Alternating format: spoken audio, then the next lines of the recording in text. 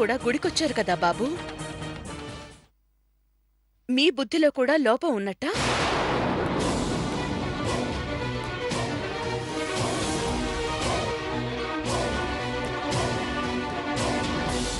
నా బిడ్డ సంకల్ప బలానికి మీరు భయపడుతున్నట్టుగా. అమ్మా చూడండి, నా గురించి మీరు తీసుకున్న నిర్ణయం మీద నాకు భయం లేదండి, భక్తుంది. ఆ భక్తిని నిరూపించుకోవడానికి ఒక్క అవకాశం ఇమ్మని ఆ తల్లిని వేడుకుంటున్నాను.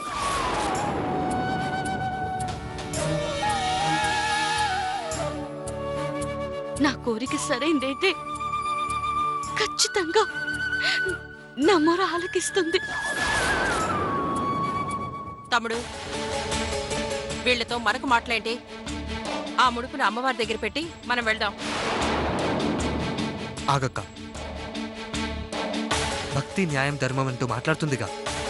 నా సుఖం సంతోషం కోరుకుంటున్నానని లెక్చర్ చెప్తుందిగా.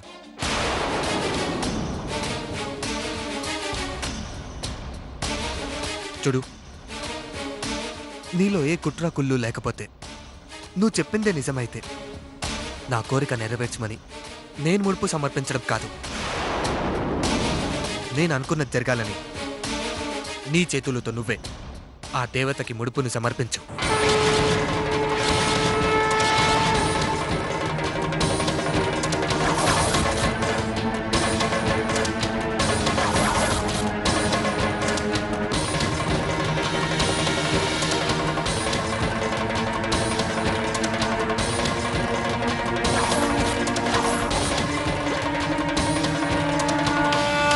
ఏ ఆగిపోయావే, సమర్పించు.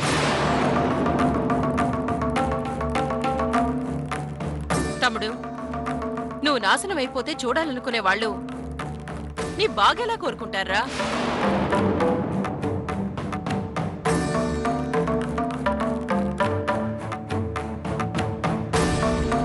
నేనంటే గౌరవం ఉంటే కానీ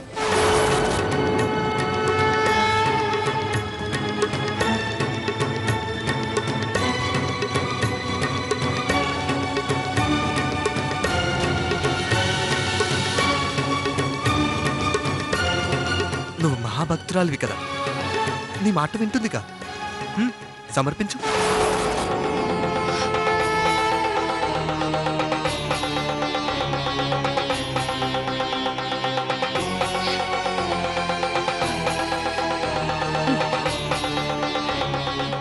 ఏమండి, మనసు నిండా మిమ్మల్ని నింపుకున్న దాన్ని, మిమ్మల్ని నమ్ముతున్న దాన్ని,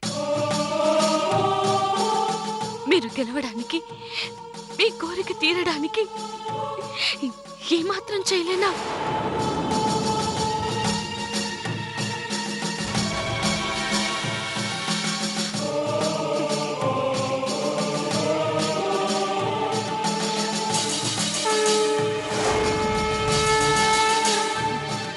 తల్లి, నా భర్త మనసులోని కోరిక నీకు సమ్మతం అనిపిస్తే, నేను చేసేది నీకు తప్పు అనిపిస్తే,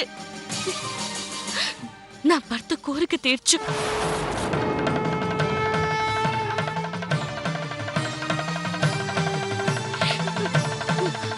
ఆయన్ని కలకాలం సంతోషంగా ఉంచు.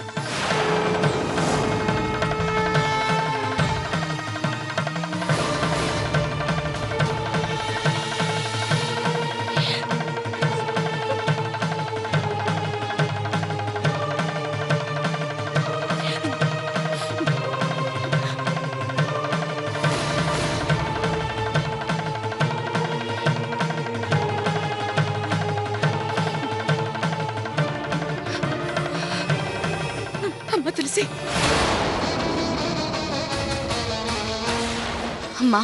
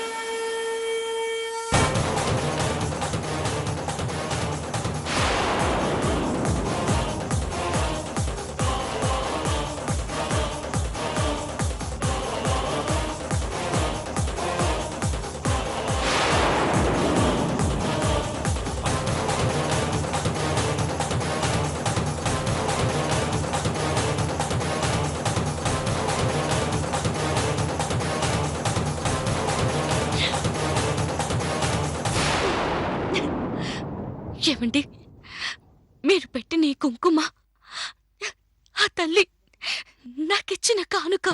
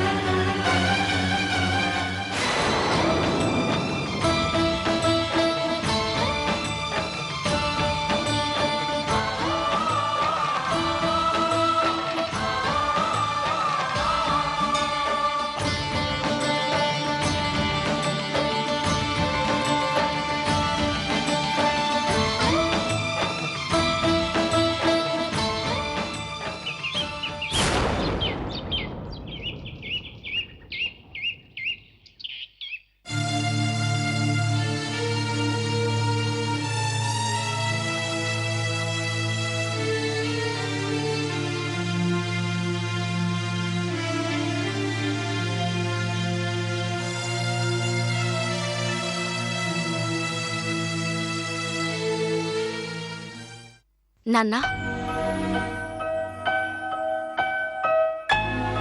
టైం అవుతుంది, బయలుదేరదామా?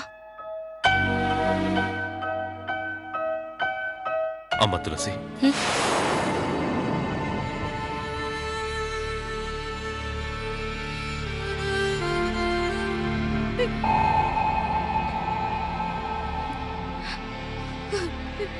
నాన్న,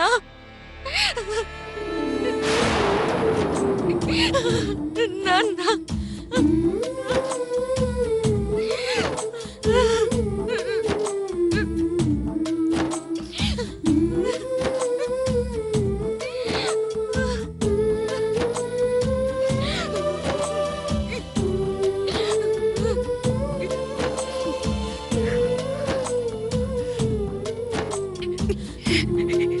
కన్నీళ్లతో కట్టుకున్నవాడి కళ్యాణం చూడటానికి వెళ్లే దురదృష్టం నా బిడ్డకెందుకొచ్చిందండి?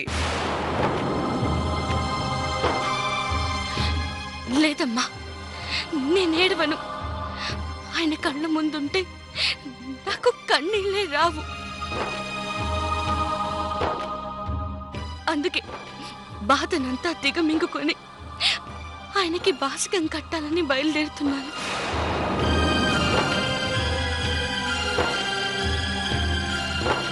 నువ్వు అనుకున్నంత తేలిక కాదమ్మా. ఆ ఘోరాన్ని చూస్తూ గడపడం మన వల్ల కాదు. మనల్ని వాళ్ళు పిలిచిందే అవమానించడానికి.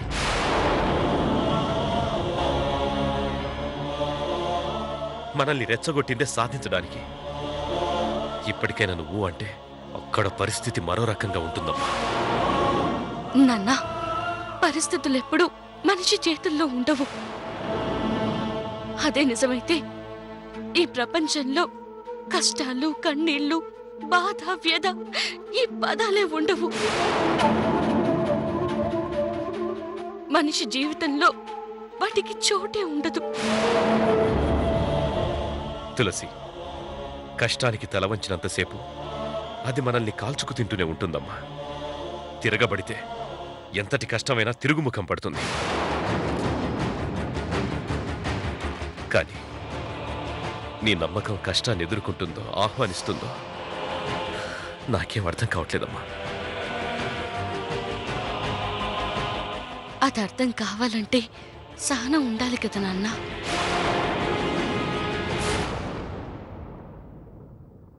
ఈ ప్రపంచం సహనంగా ఉండేవాళ్ళని అసమర్థులుగా చూస్తుందమ్మా. నీ తండ్రిని కూడా అసమర్థుని చేస్తావా? లేదు నాన్న, మీరు అసమర్థులు కారు. ఎంతటి కష్టాన్నైనా ఎదిరించగలిగే ధైర్యవంతులు. ఏం చేసైనా కూతురి కాపురం నిలబెట్టే తెగింపుంది. అయినా మిమ్మల్ని మీరు మర్చిపోయి కన్న బిడ్డకి, ఆ బిడ్డ పెట్టుకున్న నమ్మకానికి విలువనిస్తూ కూతురు వెన్నంటి నడిపించగలిగే గొప్ప తండ్రి నాన్న మీరు.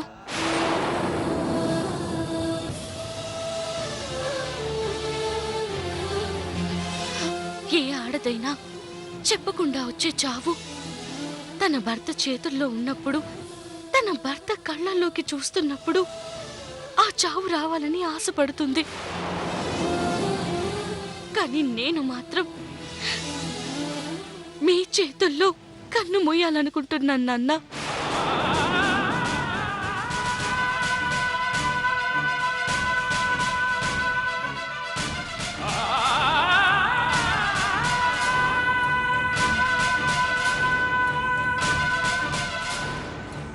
అమ్మా తులసి, ఏంటా మాటలు?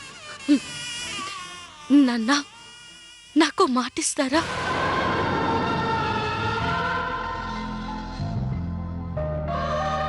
చెప్పమ్మా. మనం వెళ్ళే చోట అవమానాలుంటాయి, అనుమానాలుంటాయి, చేదరింపులుంటాయి, చీత్కారాలుంటాయి. అక్కడ ఏం జరిగినా మీ కళ్ళల్లో నేను కోపం చూడకూడదు. మీ గొంతులో నేను కరుకుదనం వినకూడదు. ఎలాంటి గొడవ పడనని నాకు మాటివ్వండి నాన్న, మాటివ్వండి నాన్న, మాటివ్వండి నాన్న.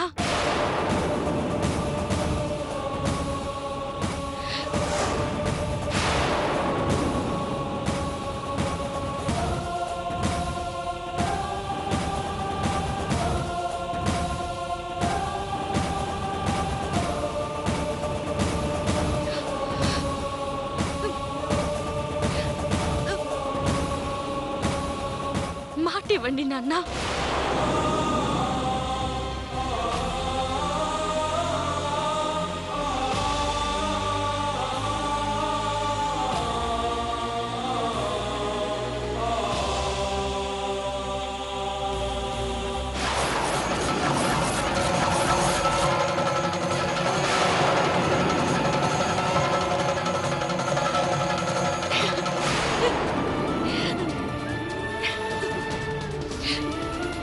రండి నాన్న, బయలుదేరదాం.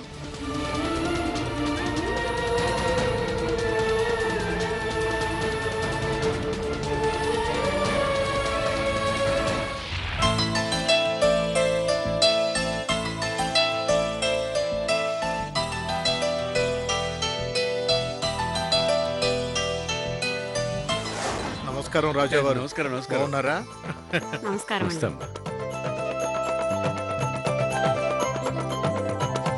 నమస్కారం అండి. బాగున్నారా? నమస్కారం. నమస్తే. నమస్తే రాజావారు. నమస్కారం.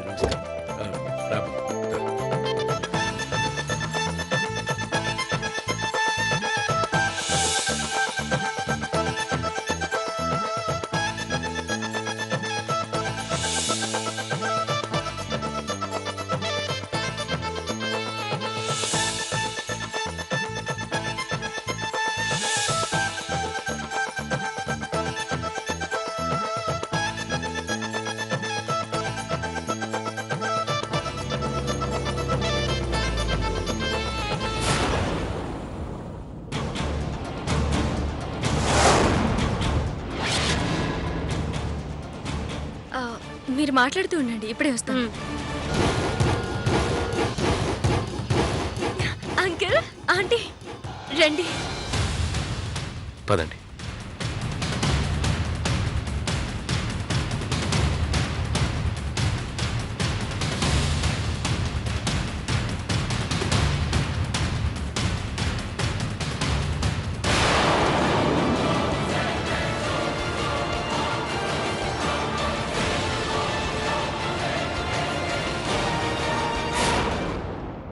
అమ్మా ప్రజ్వా, నువ్వు ఈ ఇంటికి కాబోయే కోడలు. మన ఇంటి రాచమర్యాదలు ఎలా ఉంటాయో ఇంటికి వచ్చిన వాళ్ళకి చూపించు. తీసుకెళ్ళి. అలాగే రండి. రండి.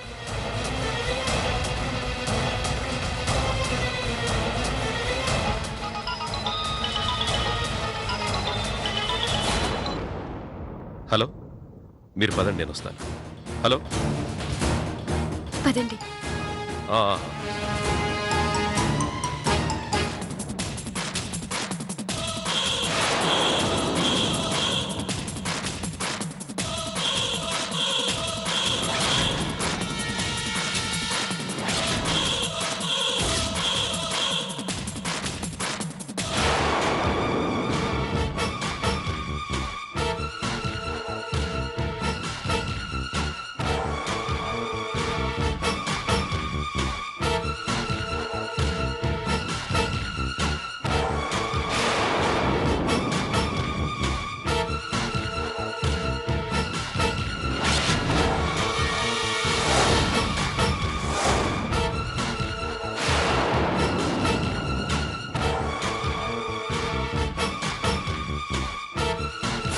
ఎవరు వీళ్ళు? ఇంటికొచ్చిన అతిథుల్ని మీరు పట్టించుకోవట్లేదు.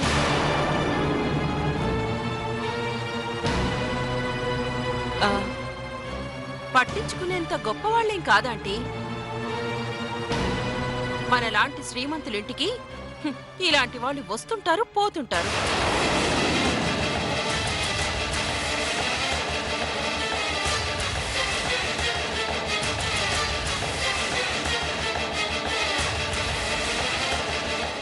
మీరు వెళ్ళండి.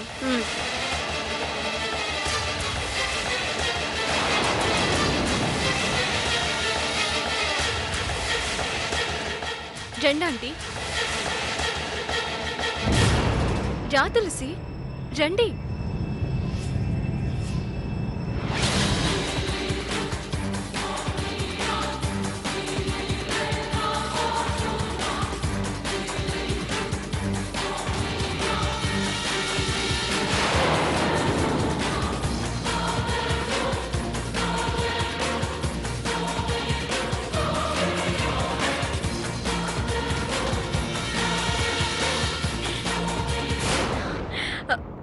ఏమండి,